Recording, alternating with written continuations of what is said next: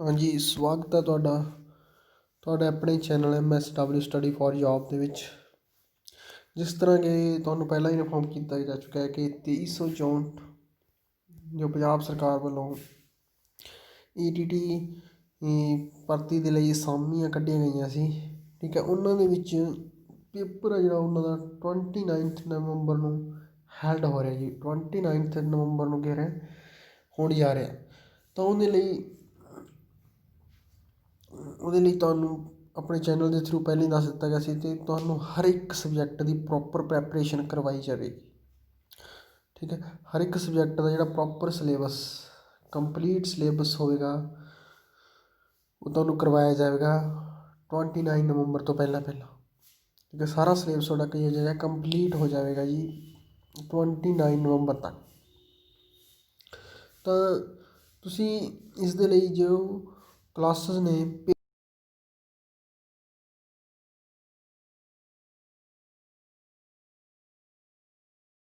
Paid classes start ਹੋ ਰਹੀਆਂ ਨੇ, ਤਾਂ ਉਸ ਤੋਂ ਪਹਿਲਾਂ ਤੁਹਾਡੇ ਲਈ ਕੁਝ ਡੈਮੋ ਕਲਾਸਿਸ ਵੀ ਮੁਹੱਈਆ ਕਰਵਾਈਆਂ ਜਾਣਗੀਆਂ।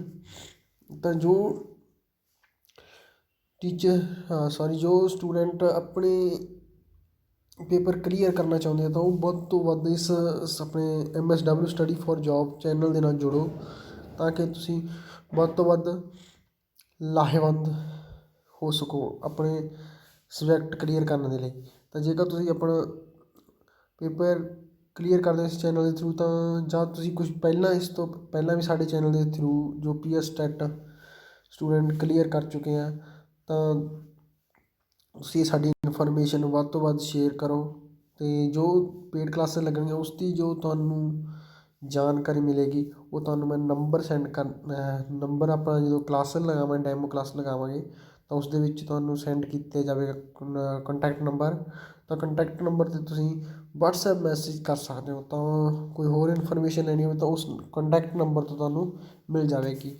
ਜਿੱਦਾਂ ਕਿ ਤੁਹਾਨੂੰ ਪਤਾ ਸਾਰਿਆਂ ਨੂੰ ਕਿ 100 ਨੰਬਰ ਦਾ ਪੇਪਰ ਹੋਣਾ ਹੈ, ਜਿਸ ਦੇ ਵਿੱਚੋਂ 20 ਨੰਬਰ ਦੀ ਆਪਣੀ ਜਰਨਲ ਸਾਇੰਸ ਆਉਣੀ ਹੈ। ਅਤੇ ਜਰਨਲ ਸਾਇੰਸ ਦੇ ਜੋ ਟੋਪਿਕ ਨੇ ਇਹ, ਠੀਕ ਹੈ, 20 ਟੋਪਿਕ ਨੇ, ਠੀਕ ਹੈ। ਇੱਕ ਦੋ ਜ਼ਿਆਦਾ ਨੇ ਉਹ ਵਿੱਚ ਕਵਰ ਹੋ ਜਾਣਗੇ ਇਹਨਾਂ ਦੇ।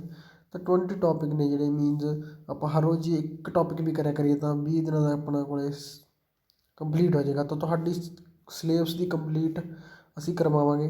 ਤਾਂ ਤੁਸੀਂ ਇਸ ਇਨਫੋਰਮੇਸ਼ਨ ਨੂੰ ਵੱਧ ਤੋਂ ਵੱਧ ਸ਼ੇਅਰ ਕਰੋ ਅਤੇ ਸਾਡੇ ਇਸ ਚੈਨਲ ਨੂੰ ਕੀ ਕਰੋ, ਜੁਆਇਨ ਕਰੋ।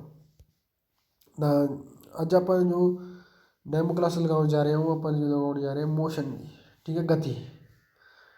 ਤਾਂ ਗਤੀ ਬਾਰੇ ਅੱਜ ਆਪਾਂ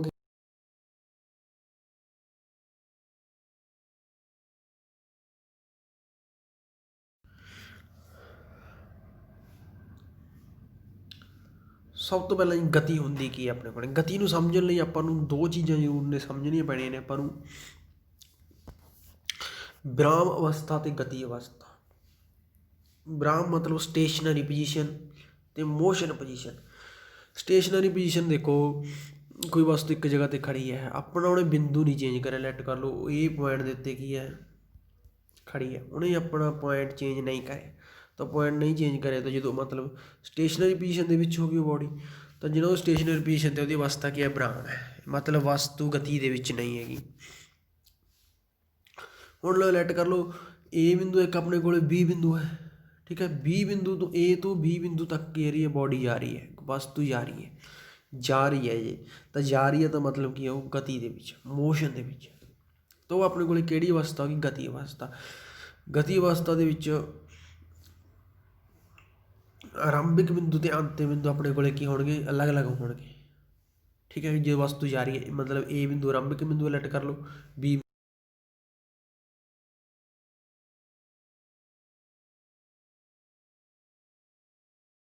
ਕੀ ਕਰ ਰਹੀ ਹੈ, ਉਹ ਜਾ ਰਹੀ ਹੈ, ਠੀਕ ਹੈ ਜੀ। ਤਾਂ ਇਹ ਆਪਣੇ ਕੋਲ ਕੀ ਹੈ, ਗਤੀ। ਮੂਲ ਬਿੰਦੂ,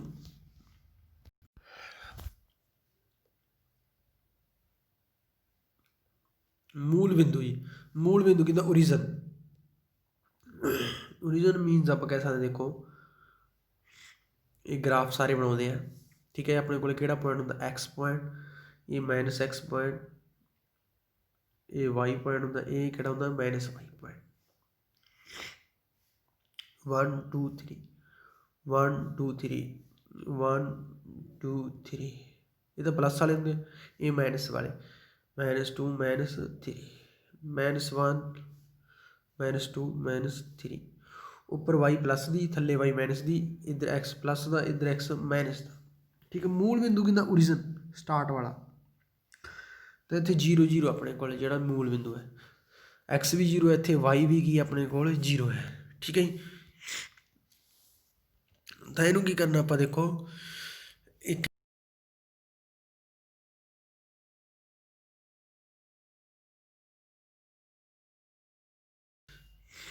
ਲੇਟਵੀਂ ਲੈਣਾ x ਤੁਰ ਹੈ, ਅਤੇ ਜਿਹੜੀ ਖੜਵੀਂ ਲੈਣਾ ਉਹ y ਤੁਰ ਹੈ। ਜਿਹੜੀ ਖੜਵੀਂ ਲੈਣਾ ਉੱਤੇ x 0 ਹੋਵੇਗਾ, ਅਤੇ ਜਿਹੜਾ ਆਪਣੇ ਕੋਲ ਲੇਟਵੀਂ ਲੈਣਾ ਉੱਤੇ ਕੀ ਹੋਵੇਗੀ y 0 ਹੋਵੇਗਾ। ਤਾਂ ਮੂਲ ਬਿੰਦੂ ਕੀ ਹੁੰਦਾ, ਸਟਾਰਟ ਵਾਲਾ ਬਿੰਦੂ, ਸ਼ੁਰੂ ਜਿੱਥੇ ਕੀ ਹੁੰਦਾ 0 0 ਪੁਆਇੰਟ ਹੁੰਦਾ ਆਪਣੇ ਕੋਲ।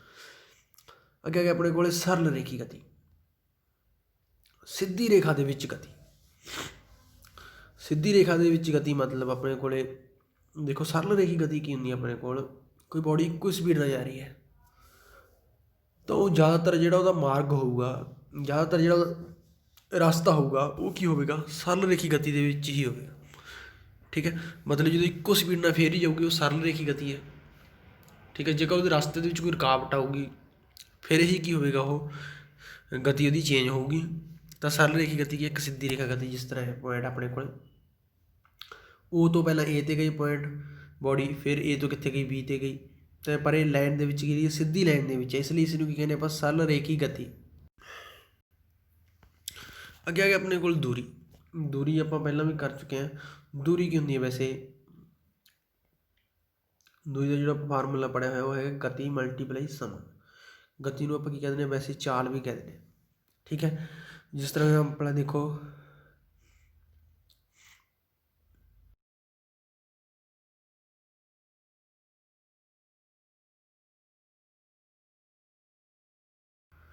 ਫਿਰ B ਤੋਂ C ਤੱਕ ਗਈ, ਤਾਂ ਕਿੰਨੇ ਕਿਲੋਮੀਟਰ ਦੂਰੀ ਤੈਅ ਕੀਤੀ ਉਹਨੇ, 20 ਕਿਲੋਮੀਟਰ। ਤਾਂ ਟੋਟਲ ਦੂਰੀ ਕਿੰਨੀ ਹੋ ਗਈ, 30 ਕਿਲੋਮੀਟਰ।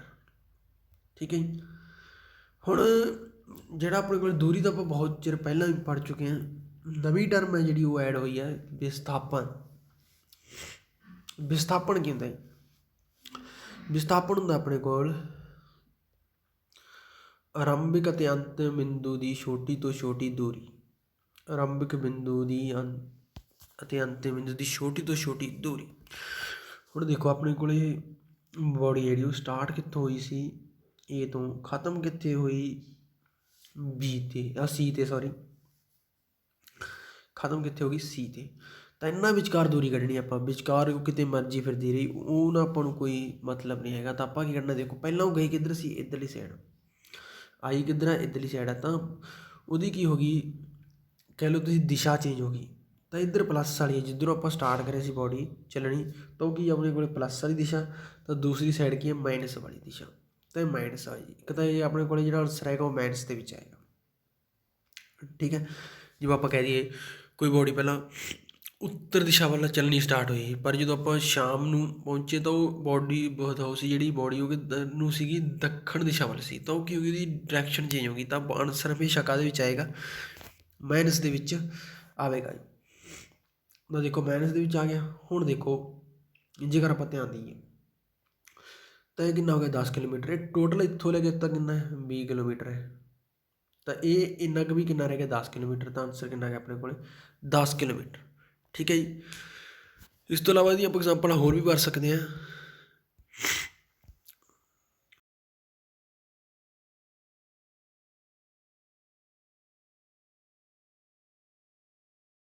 ਸਕੂਲ ਜਾਂਦੇ ਨੇ,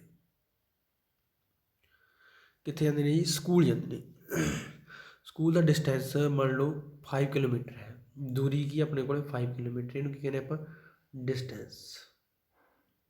ਠੀਕ ਹੈ, ਤਾਂ ਦੂਰੀ ਕਿੰਨੀ ਹੈ, 5 ਕਿਲੋਮੀਟਰ ਹੈ। ਸ਼ਾਮ ਨੂੰ ਦੁਬਾਰੇ ਘਰ ਆ ਜਾਂਦੇ, ਫਿਰ ਕਿੰਨਾ ਆ ਗਏ ਉਹ, 5 ਕਿਲੋਮੀਟਰ ਫਿਰ ਆ ਗਏ। ਤਾਂ ਡਿਸਟੈਂਸ ਕਿੰਨਾ ਹੋ ਗਿਆ, 5 + 5 10 ਕਿਲੋਮੀਟਰ। ਵਿਸਥਾਪਨ ਕਿੰਨਾ ਆ ਗਿਆ ਆਪਣੇ ਕੋਲ, ਦੇਖੋ ਚੱਲੇ ਕਿੱਥੋਂ ਸੀ ਉਹ, ਘਰੋਂ, ਹੋਮ ਤੋਂ, ਦੁਬਾਰੇ ਕਿੱਥੇ ਪਹੁੰਚ ਗਏ, ਘਰ। ਤਾਂ ਆਰੰਭਿਕ ਅਤੇ ਅੰਤਿਮ ਬਿੰਦੂ ਵਿਚਕਾਰਲੀ ਦੂਰੀ ਕਿੰਨੀ ਹੋ ਗਈ, 0। ਕਿੰਨੀ ਹੋ ਗਈ, 0, ਕਿਉਂਕਿ ਇੱਕੋ ਹੀ ਪੁਆਇੰਟ ਆ ਗਏ ਦੋਨੇ। ਤਾਂ ਇਹਦੇ ਵਿੱਚ डिस्टेंस 10 किलोमीटर आ गया, पर विस्थापन की आ गया अपने कोले 0 आ गया। ठीक है, तो 0 विस्थापन भी हो सकता है। माइनस ਦੇ ਵਿੱਚ ਤਾਂ ਆਪਾਂ ਦੇਖ ਹੀ ਲਿਆ, ਮਾਈਨਸ ਦੇ ਵਿੱਚ ਵੀ ਹੋ ਸਕਦਾ, 0 ਵੀ ਹੋ ਸਕਦਾ, ਪਲੱਸ ਦੇ ਵਿੱਚ ਵੀ ਹੋ ਸਕਦਾ। ਵਿਸਥਾਪਨ ਨੂੰ ਆਪਾਂ ਕੀ ਕਹਿੰਦੇ ਹਾਂ? ਡਿਸਪਲੇਸਮੈਂਟ। ਡਿਸਪਲੇਸਮੈਂਟ, ਠੀਕ ਹੈ ਜੀ। ਤਾਂ ਵਿਸਥਾਪਨ ਅਤੇ ਦੂਰੀ ਦੇ ਵਿੱਚ ਤੁਹਾਨੂੰ ਅੰਤਰ ਪਤਾ ਲੱਗ ਗਿਆ ਹੋਵੇਗਾ। ਹੁਣ ਇਹਦੇ ਵਿੱਚ ਕੁਛ ਕੁ ਕੁਐਸਚਨ ਉੱਠਦੇ ਆ। ਦੇਖੋ, ਆਪਾਂ ਫਸਟ ਪੁਆਇੰਟ ਦੇ ਵਿੱਚ ਕੱਢਿਆ ਸੀ 30 ਕਿਲੋਮੀਟਰ ਦੂਰੀ, ਵਿਸਥਾਪਨ ਕੱਢਿਆ -10 ਕਿਲੋਮੀਟਰ। ਇਹ ਤੋਂ ਦੇਖੋ ਆਪਾਂ ਨੂੰ ਇਹ ਪਤਾ ਲੱਗ ਗਿਆ ਵੀ ਵਿਸਥਾਪਨ ਆ ਜਿਹੜਾ ਉਹ ਘੱਟ ਹੋ ਸਕਦਾ ਦੂਰੀ ਤੋਂ, ਦੂਰੀ ਜ਼ਿਆਦਾ ਆ, ਵਿਸਥਾਪਨ ਕੀ ਹੋ ਸਕਦਾ? ਘੱਟ ਹੋ ਸਕਦਾ। ਦੂਜਾ ਕੀ ਪਤਾ ਲੱਗਿਆ ਆਪਾਂ ਨੂੰ? ਵੀ ਰਿਣਾਤਮਕ ਵੀ ਹੋ ਸਕਦਾ ਹੈ। ਰਿਣਾਤਮਕ ਕੀ ਕਹਿੰਦੇ ਆਪਾਂ? ਮਾਈਨਸ ਦੇ ਵਿੱਚ, ਨੈਗੇਟਿਵ। ਦੂਸਰੇ ਐਗਜ਼ਾਮਪਲ ਦੇ ਵਿੱਚ ਆਪਾਂ ਕੱਢਿਆ ਸੀ 10 ਕਿਲੋਮੀਟਰ ਦੂਰੀ ਕੱਢੀ ਸੀ, ਵਿਸਥਾਪਨ ਕਿੰਨਾ ਕੱਢਿਆ ਸੀ ਆਪਾਂ? 0 ਕਿਲੋਮੀਟਰ। ਤਾਂ ਆਪਾਂ ਨੂੰ ਇਹ ਵੀ ਪਤਾ ਲੱਗ ਗਿਆ ਵੀ ਵਿਸਥਾਪਨ 0 ਵੀ ਹੋ ਸਕਦਾ। ਹੁਣ ਆਪਣੇ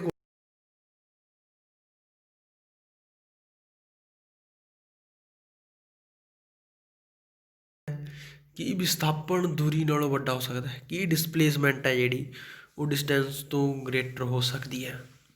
ਨਹੀਂ ਹੋ ਸਕਦੀ, ਕਿਉਂਕਿ ਇਹਨਾਂ ਨੇ ਇਹ ਨਹੀਂ ਦੇਖੋ ਆਪਾਂ ਕੀ ਲਿਖਾਇਆ, ਆਰੰਭਿਕ ਅਤੇ ਅੰਤਿਮ ਬਿੰਦੂ ਵਿਚਕਾਰ ਛੋਟੀ ਤੋਂ ਛੋਟੀ ਦੂਰੀ ਬਰਾਬਰ ਹੋ ਸਕਦੀ ਹੈ। ਹੁਣ ਦੇਖੋ ਆਪਾਂ ਕਹਿ ਦਈਏ ਕੋਈ ਪੁਆਇੰਟ ਹੈ ਪੀ ਤੋਂ ਕਿਊ ਤੱਕ ਗਈ ਹੈ ਬੋਡੀ, 20 ਕਿਲੋਮੀਟਰ ਗਈ ਹੈ, ਠੀਕ ਹੈ। ਜਦੋਂ 20 ਕਿਲੋਮੀਟਰ ਗਈ ਆਪਾਂ ਕਹਿ ਦਈਏ ਇਹਦੀ ਦੂਰੀ ਵੀ ਕੱਢੋ, ਵਿਸਥਾਪਨ। ਇਹ ਤਾਂ ਗਈ ਸਿੱਧੀ ਲਾਈਨ ਦੇ ਵਿੱਚ, ਸਟੇਟ ਲਾਈਨ ਦੇ ਵਿੱਚ ਗਈ ਹੈ। ਅਤੇ ਜਦੋਂ ਸਟੇਟ ਲਾਈਨ ਦੇ ਵਿੱਚ ਗਈ ਹੈ ਤਾਂ ਵਿਸਥਾਪਨ ਦੀ ਦੂਰੀ ਦੋਨੇ ਕੀ ਹੋਣਗੇ? ਬਰਾਬਰ ਹੋਣਗੇ, ਠੀਕ ਹੈ। ਤਾਂ ਇਸ ਦੀ ਆਪਾਂ ਇੱਕ ਅੱਧੀ ਐਗਜ਼ਾਮਪਲ ਜਿਹਦੇ ਆਪਾਂ ਦੇਖੀ ਹੋਰ ਦੇਖ ਲੈਂਦੇ ਹਾਂ।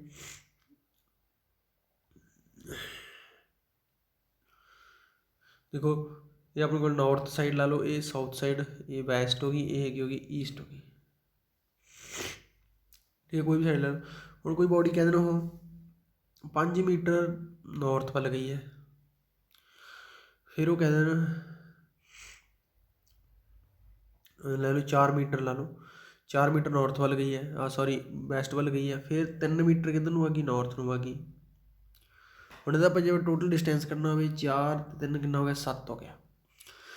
ਹੁਣ ਜੇ ਆਪਾਂ ਡਿਸਪਲੇਸਮੈਂਟ ਕਰਨੀ ਹੈ, ਡਿਸਪਲੇਸਮੈਂਟ ਦੇਖੋ ਚੱਲੀ ਕਿੱਥੋਂ? ਇੱਥੋਂ ਓਰੀਜਨ ਤੋਂ, ਉਹ ਪੁਆਇੰਟ ਤੋਂ 0 ਤੋਂ, ਹੁਣ ਕਿੱਥੇ ਪਹੁੰਚ ਗਈ? ਇੱਥੇ ਪਹੁੰਚ ਗਈ ਏ ਪੁਆਇੰਟ 'ਤੇ। ਤਾਂ ਆਪਾਂ ਜੇ ਡਿਸਪਲੇਸਮੈਂਟ ਕਰਨੀ ਤਾਂ ਛੋਟੀ ਤੋਂ ਛੋਟੀ ਦੂਰੀ ਕਿਹੜੀ ਆਊਗੀ? ਆਪਾਂ ਇਹਨਾਂ ਨੂੰ ਮਿਲਾ ਦਾਂਗੇ, ਆਪਸ ਦੇ ਵਿੱਚ ਮਿਲਾ ਦਾਂਗੇ। ਤਾਂ ਉਹ ਇਹ ਕੱਢਣੀ ਆਪਾਂ, ਇੱਥੇ B ਪੁਆਇੰਟ ਲੈ ਲਓ, ਤਾਂ ਉਹ ਇਹ ਆਪਾਂ ਮਿਲਾ ਲਿਆ। ਹੁਣ ਦੇਖੋ ਇੱਥੇ ਐਂਗਲ ਕਿੰਨੇ ਦਾ? 90 ਡਿਗਰੀ ਦਾ। ਤਾਂ ਇਹ ਕੀ ਬਣ ਗਈ? ਰਾਈਟ ਐਂਗਲ ਟ੍ਰਾਇੰਗਲ ਬਣ ਗਿਆ ਜੀ। ਸਮਕੋਣੀ ਤ੍ਰਿਭੁਜ, ਸਮਕੋਣੀ ਤ੍ਰਿਭੁਜ ਦੇ ਵਿੱਚ ਕੀ ਹੁੰਦਾ? ਕਰਨ ਹੁੰਦਾ ਇੱਕ ਤਾਂ, ਕਰਨ ਦੀ ਸਕੇਅਰ ਕਰ ਦਿਓ, ਕਰਨ ਹੁੰਦੀ ਹੈ ਵੱਡੀ ਸਾਈਡ। ਵੱਡੀ ਸਾਈਡ ਕਿਹੜੀ ਆਪਾਂ ਨੂੰ ਦੇਖਣ ਤੋਂ ਪਤਾ ਲੱਗ ਰਿਹਾ? ਉਹ ਇਹ।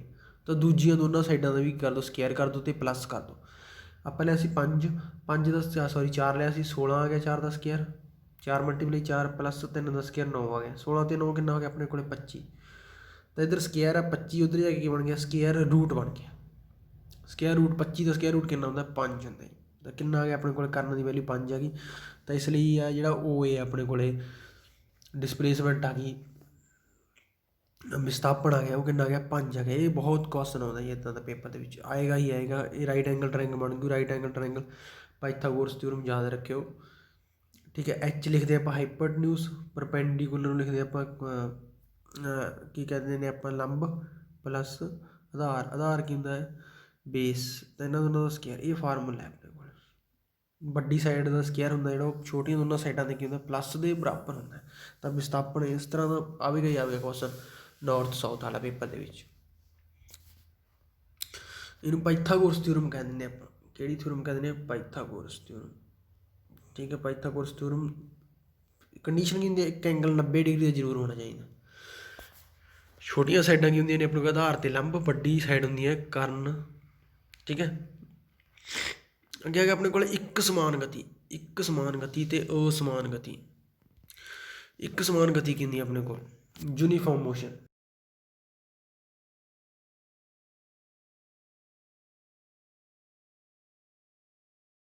40 ਮੀਟਰ ਪਰ ਸੈਕਿੰਡ ਦੀ ਸਪੀਡ ਨਾਲ ਜਾ ਰਹੀ ਹੈ ਬੋਡੀ, ਕੋਈ ਮੋਟਰਸਾਈਕਲ ਲਾ ਲਓ, ਠੀਕ ਹੈ, ਗੱਡੀ ਲਾ ਲਓ। ਤਾਂ ਉਹਦਾ ਮਤਲਬ ਕਿੰਨਾ ਹੈ? ਉਹਦਾ ਮਤਲਬ ਦੇਖਿਆ ਜਾਂਦਾ ਆਪਣੇ ਕੋਲ ਆਪਾਂ 5 ਸੈਕਿੰਡ ਦੇ ਵਿੱਚ ਨੋਟ ਕਰਿਆ, 5 ਸੈਕਿੰਡਾਂ ਦੇ ਵਿੱਚ ਉਹਨੇ ਦੂਰੀ ਤੈਅ ਕਰਤੀ, ਮੰਨ ਲਓ 10 ਮੀਟਰ ਦੂਰੀ ਤੈਅ ਕੀਤੀ 5 ਸੈਕਿੰਡਾਂ ਦੇ ਵਿੱਚ। 5 ਸੈਕਿੰਡ ਹੀ ਆਪਾਂ ਫੇਰ ਲੈ ਲਏ, ਫੇਰ ਵੀ ਉਹਨੇ 10 ਮੀਟਰ ਦੂਰੀ ਤੈਅ ਕੀਤੀ। 5 ਸੈਕਿੰਡਾਂ ਹੀ ਫੇਰ ਲੈ ਲਏ ਆਪਾਂ, ਕਿੰਨੀ ਦੂਰੀ ਤੈਅ ਕੀਤੀ ਉਹਨੇ 10 ਮੀਟਰ। ਤਾਂ ਹਰ ਇੱਕ ਟਾਈਮ ਅੰਤਰਾਲ ਦੇ ਵਿੱਚ ਇੱਕੋ ਜਿਹਾ ਟਾਈਮ ਅੰਤਰਾਲ ਲੈ ਰਹੇ ਆਪਾਂ, ਅਤੇ ਦੂਰੀ ਵੀ ਤੈਅ ਕੀਤੀ ਕਰ ਰਹੀ ਹੈ, ਇੱਕੋ ਜਿਹੀ ਤੈਅ ਕੀ ਕਰ ਰਹੀ ਹੈ। 5 ਸੈਕਿੰਡਾਂ ਦੇ ਵਿੱਚ 10 ਮੀਟਰ ਦੂਰੀ ਤੈਅ ਕਰ ਰਹੀ ਹੈ, ਤਾਂ 1 ਸੈਕਿੰਡ ਦੇ ਵਿੱਚ ਕਿੰਨੀ ਹੋ ਗਈ, 2 ਮੀਟਰ ਦੂਰੀ ਤੈਅ ਕਰ ਰਹੀ ਹੈ ਉਹ ਹਰ 1 ਸੈਕਿੰਡ ਦੇ ਵਿੱਚ। ਠੀਕ ਹੈ, ਤਾਂ ਇਹ ਕੀ ਹੋ ਗਿਆ ਆਪਣੇ ਕੋਲ, ਇੱਕ ਸਮਾਨ ਗਤੀ, ਮਤਲਬ ਸਮੇਂ ਅੰਤਰਾਲ ਵੀ ਆਪਾਂ ਸਮਾਂ ਸੇਮ ਲੈ ਰਹੇ ਹਾਂ, ਕਿੰਨਾ ਲੈ ਰਹੇ, 5-5 ਸੈਕਿੰਡ ਦਾ ਲੈ ਰਹੇ ਆਪਾਂ, ਨੋਟ ਕਰ ਰਹੇ ਹਾਂ ਉਹਨੂੰ, ਅਤੇ ਦੂਰੀ ਵੀ ਕੀ ਆ ਰਹੀ ਹੈ, ਸੇਮ ਆ ਰਹੀ ਹੈ। ਤਾਂ ਉਹਨੂੰ ਕੀ ਕਹਿੰਦੇ ਆਪਾਂ, ਇੱਕ ਸਮਾਨ ਗਤੀ। ਜੇਕਰ ਆਪਾਂ ਇਹਦਾ ਗ੍ਰਾਫ ਬਣਾਈਏ ਇਸ ਤਰ੍ਹਾਂ ਦੇਖੀਏ,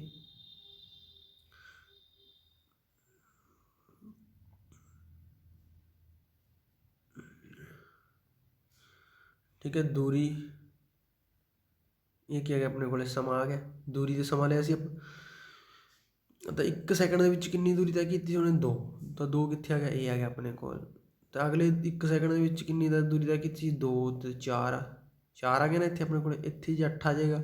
ਇਸ ਤਰ੍ਹਾਂ ਗ੍ਰਾਫ ਬਣ ਜਾਏਗਾ ਇਹਦਾ। ਅਤੇ ਇਹਦਾ ਗ੍ਰਾਫ ਕੀ ਬਣਦਾ, ਹਮੇਸ਼ਾ ਸਟੇਟ ਲਾਈਨ ਬਣਦਾ ਹੈਗਾ, ਜਿਹੜਾ ਯੂਨੀਫਾਰਮ ਮੋਸ਼ਨ ਦਾ ਹੈ, ਇੱਕ ਸਮਾਨ ਗਤੀ ਦਾ।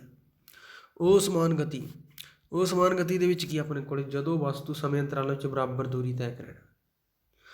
ਦੇਖੋ ਸਮਾਂ ਅੰਤਰਾਲ ਤਾਂ ਆਪਾਂ ਉਹੀ ਲੈ ਰਹੇ ਹਾਂ, ਲੈਟ ਕਰ ਲਓ 5 ਸੈਕਿੰਡ ਦਾ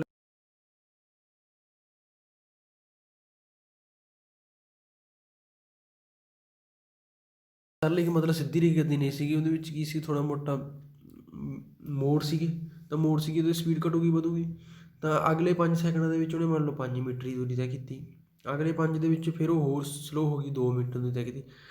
ਟਾਈਮ ਅੰਤਰਾਲ ਤਾਂ ਆਪਾਂ ਸੇਮ ਲੈ ਰਹੇ ਹਾਂ, ਠੀਕ ਹੈ, ਟਾਈਮ ਅੰਤਰਾਲ ਤਾਂ ਸੇਮ ਲੈ ਰਹੇ, ਪਰ ਜਿਹੜੀ ਦੂਰੀ ਸੀ ਉਹ ਕੀ ਹੋ ਗਈ, ਘੱਟ ਵੱਧ ਗਈ ਜਦੋਂ। ਤਾਂ ਇਹ ਕੀ ਕਹਿੰਦੇ ਆਪਾਂ, ਅਸਮਾਨ ਗਤੀ। ਠੀਕ ਹੈ, ਇਹਦਾ ਜਿਹੜਾ ਗ੍ਰਾਫ ਬਣੇਗਾ, ਦੇਖੋ ਇਹਦਾ ਗ੍ਰਾਫ ਤੁਸੀਂ ਬਣਾ ਕੇ ਦੇਖੋ ਇੱਕ ਵਾਰ। ਜੇਕਰ ਆਪਾਂ ਜੇ ਤਾਂ ਗਤੀ ਵੱਧ ਰਹੀ ਹੈ, ਠੀਕ ਹੈ, ਜੇ ਆਪਾਂ ਇੱਧਰ ਸਮਾਂ ਲੈ ਰਹੇ ਹਾਂ, ਇੱਧਰ ਦੂਰੀ ਲੈ ਰਹੇ ਹਾਂ ਆਪਾਂ, ਜੇ ਤਾਂ ਗਤੀ ਵੱਧ ਰਹੀ ਹੈ ਤਾਂ ਦੇਖੋ ਇਸ ਤਰ੍ਹਾਂ ਗ੍ਰਾਫ ਬਣ ਜਾਏਗਾ। ਜੇ ਘਟ ਰਹੀ ਹੈ ਦੂਰੀ, ਠੀਕ ਹੈ, ਘਟ ਰਹੀ ਹੈ ਗਤੀ, ਤਾਂ ਇੱਦਾਂ ਗ੍ਰਾਫ ਬਣੇਗਾ, ਮਤਲਬ ਸਟੇਟ ਲਾਈਨ ਗ੍ਰਾਫ ਨਹੀਂ ਬਣੇਗਾ।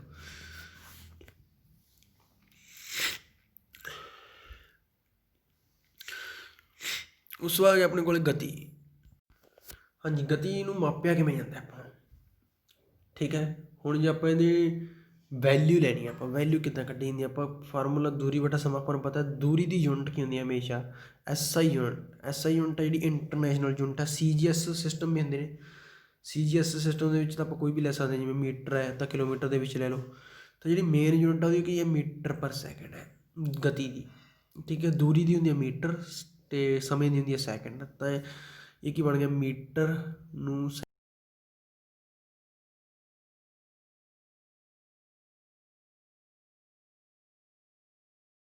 ਤਾਂ ਇਹ ਕੀ ਰੱਖਣਾ ਆਪਾਂ ਯਾਦ, ਗਤੀ ਦੀ ਯੂਨਿਟ ਜੋ SI ਯੂਨਿਟ ਹੈ, ਇੰਟਰਨੈਸ਼ਨਲ ਯੂਨਿਟ ਹੈ ਜਿਹੜੀ, ਉਹ ਕੀ ਆਪਣੇ ਕੋਲ ਮੀਟਰ ਪਰ ਸੈਕਿੰਡ।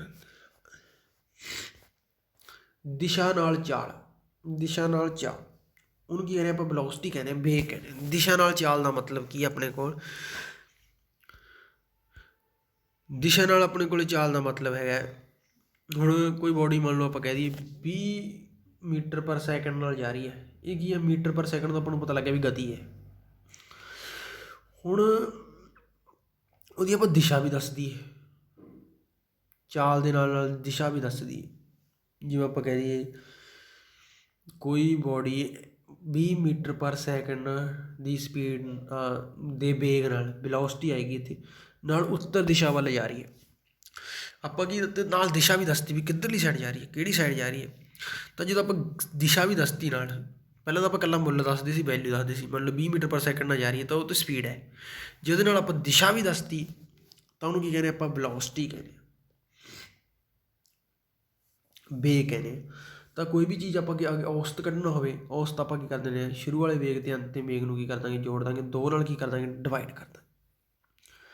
ਇਹ ਤਾਂ ਆਪਾਂ ਔਸਤ ਆਪਾਂ ਵੈਸੇ ਵੀ ਕੱਢ ਦਿੰਦੇ ਹਾਂ, ਕੁੱਲ ਆਪਾਂ ਸੰਖਿਆ ਕੱਢ ਲੈਣੇ ਕਿੰਨੀ ਹੋ ਗਈ, ਉਹਨਾਂ ਨੂੰ ਐਡ ਕਰਕੇ, ठीक है। हुण किन्ने बेग ने, एक तो शुरू वाला एक लास्ट वाला, 2 बेग हो गए अपने कोल, तो 2 नाल की कर देंगे डिवाइड कर देंगे। एवरेज आप इदां ही कढ देने, तो एवरेज आप की लिखना U + B।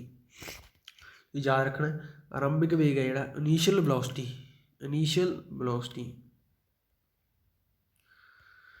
इनीशियल ते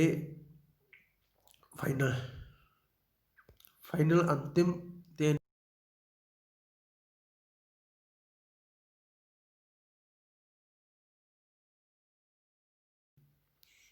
ठीक है। हुण ये दसो ਇਹਦੀ ਯੂਨਿਟ ਦੇ ਵਿੱਚ ਫਰਕ ਆਵੇਗਾ ਕੋਈ, ਕਿ ਵੇਗ ਦੀ ਯੂਨਿਟ ਗਤੀ ਦੀ ਯੂਨਿਟ ਦੇ ਬਰਾਬਰ ਹੋਵੇਗੀ। ਦੇਖੋ ਯੂਨਿਟ ਜਿਹੜੇ ਪਲੱਸ ਮਾਈਨਸ ਨਾਲ ਕੋਈ ਫਰਕ ਨਹੀਂ ਪੈਂਦਾ, ਯੂਨਿਟ ਦਾ ਫਰਕ ਪੈਂਦਾ ਉਹਦਾ ਡਿਵਾਈਡ ਨਾਲ ਜਾਂ ਮਲਟੀਪਲੀਕੇਸ਼ਨ ਨਾਲ। ਤਾਂ ਦੇਖੋ ਯੂ ਕੀ ਹੈ, ਵੇਗ ਹੀ ਇੱਕ ਤਰ੍ਹਾਂ ਦਾ ਵੇਗ ਹੈ, ਤਾਂ ਵੇਗ ਦੀ ਯੂਨਿਟ ਕੀ ਹੈ, ਮੀਟਰ ਪਰ ਸੈਕਿੰਡ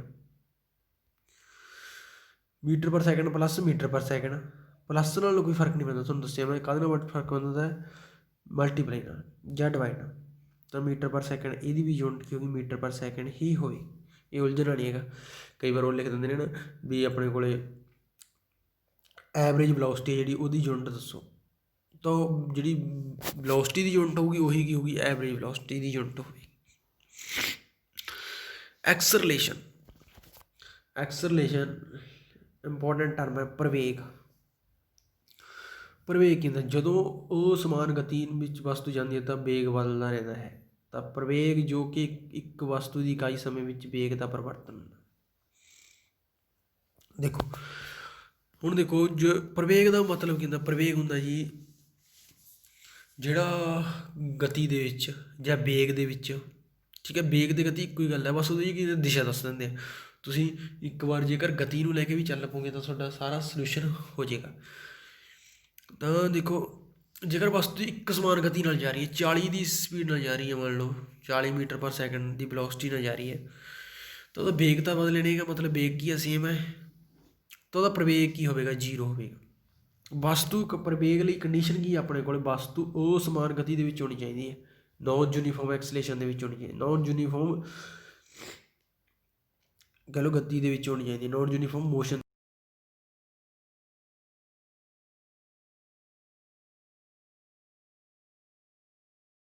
ਫਿਰ 50 ਨਾਲ ਹੋ ਗਈ ਮੀਟਰ ਪਰ ਸੈਕਿੰਡ। ਤਾਂ ਕੀ ਹੋ ਰਿਹਾ, ਪ੍ਰਵੇਗ, ਤਾਂ ਉੱਥੇ ਪ੍ਰਵੇਗ ਪੈਦਾ ਹੋ ਜਾਂਦਾ ਹੈ ਜਦੋਂ ਵਸਤੂ ਦੀ ਗਤੀ ਬਦਲ ਰਹੀ ਹੈ। ਤਾਂ ਉਹ ਪ੍ਰਵੇਗ ਹੈ ਜਿਹੜਾ, ਕਿੰਨਾ ਪ੍ਰਵੇਗ ਚੇਂਜ ਹੋਇਆ, ਕਿੰਨੇ ਸਮੇਂ ਦੇ ਵਿੱਚ ਚੇਂਜ ਹੋਇਆ, ਕਿੰਨਾ ਪ੍ਰਵੇਗ ਚੇਂਜ ਹੋਇਆ, ਕਿੰਨੇ ਸਮੇਂ ਦੇ ਵਿੱਚ ਚੇਂਜ ਹੋਇਆ, ਉਹਨੂੰ ਕੀ ਕਹਿੰਦੇ ਆਪਾਂ, ਕਿੰਨਾ ਵੇਗ ਚੇਂਜ ਹੋਇਆ, ਤਾਂ ਉਹ ਕਿੰਨੇ ਸਮੇਂ ਦੇ ਵਿੱਚ ਚੇਂਜ ਹੋਇਆ, ਉਹਨੂੰ ਕੀ ਕਹਿੰਦੇ ਆਪਾਂ, ਪ੍ਰਵੇਗ ਕਹਿ ਦਿੰਦੇ ਹਾਂ।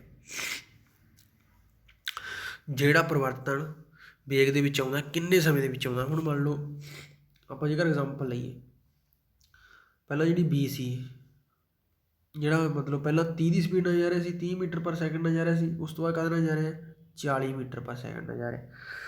ਤਾਂ ਫਾਈਨਲ ਆਪਣੇ ਕੋਲ ਕਿੰਨਾ ਆ ਗਿਆ, 40 ਆ ਗਿਆ। ਇਨੀਸ਼ੀਅਲ ਕਿੰਨਾ ਆ ਗਿਆ ਆਪਣੇ ਕੋਲ, 30 ਆ ਗਿਆ। ਪਹਿਲਾਂ 30 ਮੀਟਰ ਪਰ ਸੈਕਿੰਡ ਨਾਲ, ਮੀਟਰ ਪਰ ਸੈਕਿੰਡ ਜ਼ਰੂਰ ਲਾਉਣਾ। ਤਾਂ ਹੁਣ ਆਪਾਂ ਕੱਢਣਾ ਪ੍ਰਵੇਗ, ਐਕਸਲੇਸ਼ਨ।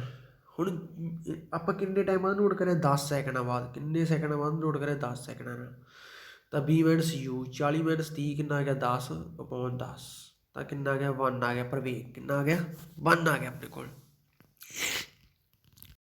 ਠੀਕ ਹੈ ਜੀ। ਪ੍ਰਵੇਗ ਦਾ ਆਪਣੇ ਕੋਲ ਫਾਰਮੂਲਾ ਹੈ ਜੋ B - U/T ਮੀਨਸ ਆਪਣੇ ਕੋਲ ਕਿੰਨਾ ਸੀ, B 40 ਸੀ, -30/10। ਤਾਂ 40 - 30 10, 10/10 ਕਿੰਨਾ ਗਿਆ, 1 ਆ ਗਿਆ ਆਨਸਰ ਇਹਦਾ, ਠੀਕ ਹੈ। ਕਿੰਨੇ ਵੇਗ ਦੇ ਵਿੱਚ ਕਿੰਨਾ ਪਰਿਵਰਤਨ ਆਇਆ, ਕਿੰਨੇ ਸਮੇਂ ਦੇ ਵਿੱਚ ਆਇਆ, ਉਹਨੂੰ ਕੀ ਕਹਿੰਦੇ ਆਪਾਂ, ਪ੍ਰਵੇਗ।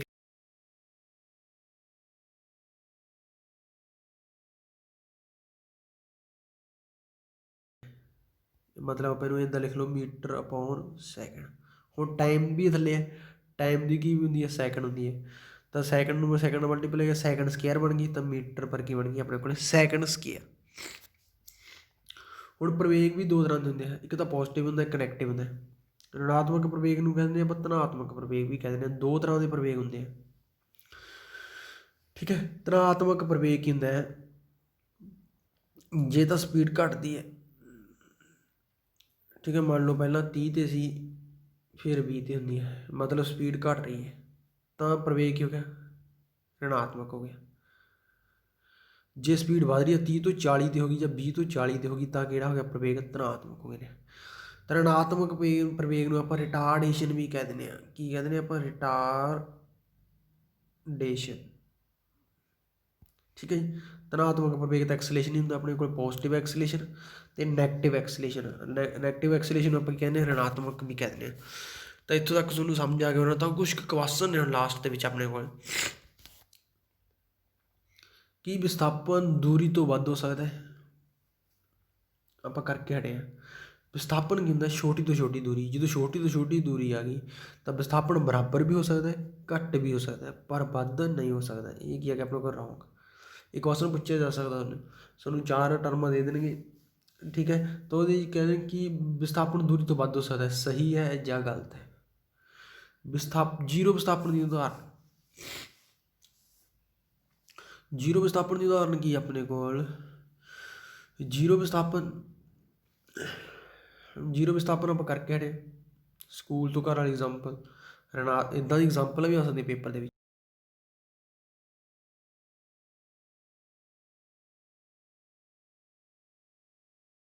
ਜੇਕਰ ਉਹ ਦੂਸਰੀ ਸਾਈਡ ਵੱਲ ਜ਼ਿਆਦਾ ਦੂਰੀ ਤੈਅ ਕਰ ਦੇਵੇ, ਉਸਦੀ ਉਲਟ ਦਿਸ਼ਾ ਵੱਲ, ਤਾਂ ਉਦੋਂ ਕੀ ਆਉਂਦਾ, ਵਿਸਥਾਪਨ ਰਿਣਾਤਮਕ ਆ ਜਾਂਦਾ।